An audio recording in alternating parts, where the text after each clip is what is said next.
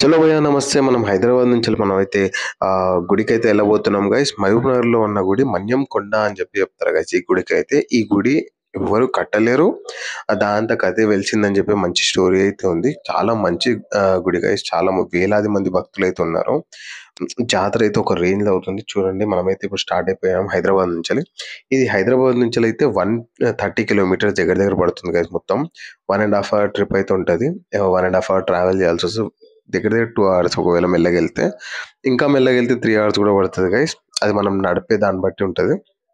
చలో ఈ గుడి వెళ్తున్నప్పుడైతే మనమైతే కొన్ని వీడియోస్ అయితే అప్‌లోడ్ చేసాం. చూసారు కదా ఎంత మంచి వ్యూ ఉందో. మనమైతే గిట్రోల్ మొత్తం అన్ని ఫుల్ ట్యాంక్ కొట్టిపిచ్చేసా గైస్. ఎందుకంటే మళ్ళీ ఎక్కడ ఆగిపోవద్దు బండి అని చెప్పేసి. మనం ఈ గుడికి ఎట్లా వెళ్ళాలి అంటే శంషాబాద్ దగ్గర నుంచెల్లి మీదైతే వెళ్తున్నాం మనము. శంషాబాద్ దగ్గర నుంచెల్లి మహబూబ్‌నగర్. మహబూబ్‌నగర్ నుంచెల్లి ఏదైతే రాయచూర్‌కెళ్తామో మనము 167 నేషనల్ హైవే దాన్ని పట్టుకొని వెళ్ళిపోవాలి గైస్. మహబూబ్‌నగర్ సర్కిల్ దగ్గర నుంచెల్లయితే దగ్గర దగ్గర ఒక 15-16 కిలోమీటర్స్ అయితుంది ఈ కొండని చేరుకోవాలి అంటే. ఒకసారి మీకు ఇన్ని చూపెడతాను నేను. కానీ ఎళ్ళేటప్పుడు వెదర్ అయితే ఒక రేంజ్. అసలు వెదర్ అయితే మస్తు సపోర్ట్ ఇచ్చింది చెప్పాలంటే. ఇది డే 1 యాక్చువల్లీ. ఇది మన్యం కొండకి మనం డైరెక్ట్ వెళ్ళాలి అని కాదు.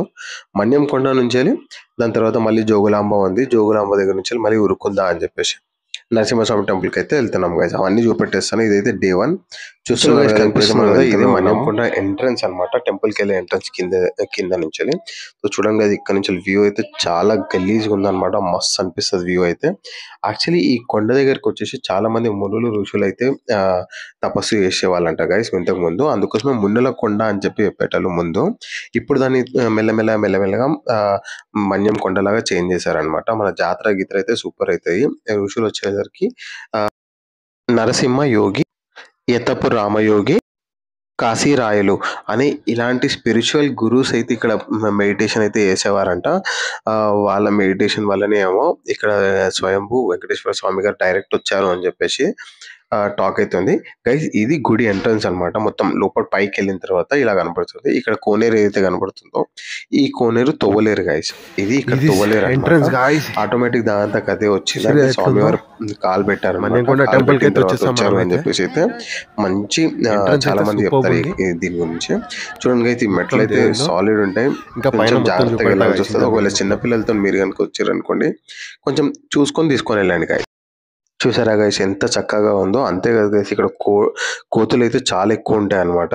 జాగ్రత్తగా ఉండాలి మనం తినేటప్పుడు. ఇంకోటి ఈ కొండల మధ్యలో వెలిసిన దేవుడు గైస్ చాలా నీటిలో వెలిచాడని చెప్పి అయితే చెప్తారు. ఇక్కడ వేల మంది భక్తులు అయితే వస్తారు. ఇంకోటి పక్కనున్న కొండలు ఆ పచ్చటి వాతావరణం చూస్తూ ఉంటే మైమర్చిపోతారు గైస్. ఈ గుడికి వచ్చిన తర్వాత మాత్రం చాలా ప్రశాంతంగా ఉంటది. మస్తు అనిపిస్తది. కొంచెం చూద్దాం మళ్ళీ గుడి మొత్తం చూడండి మీరైతే. మొత్తం కంప్లీట్ గుడి మీ గురించి రిస్క్ అయితే చేశాను. లోపటి దాకా తీసుకొని వెళ్ళాను కెమెరా. జనరల్‌గా ఏదైతే గర్భగుడి ఉంటుందో అక్కడ మాత్రం కెమెరాస్ అలో లేవు గైస్. అయినా మీ గురించే తీసుకొని వెళ్ళానన్నమాట. మీరు దర్శనం చేసుకుంటే నేను చేసుకున్నట్లే అని.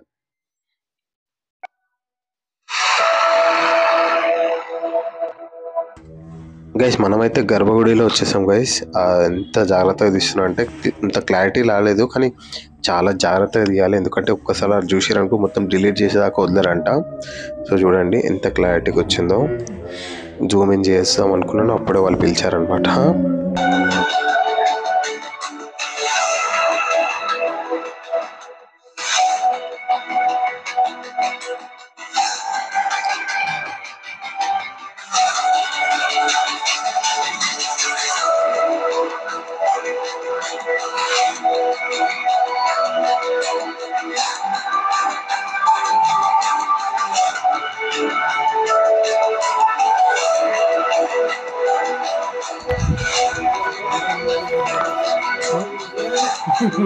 अरे एयरटेल का आओगे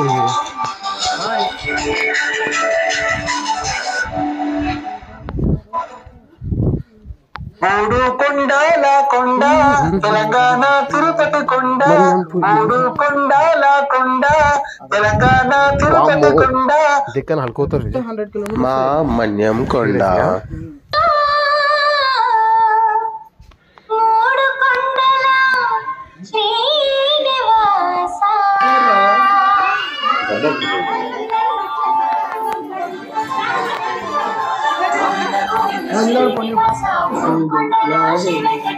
ఇట్లా ఉంటుంది కారం పొడి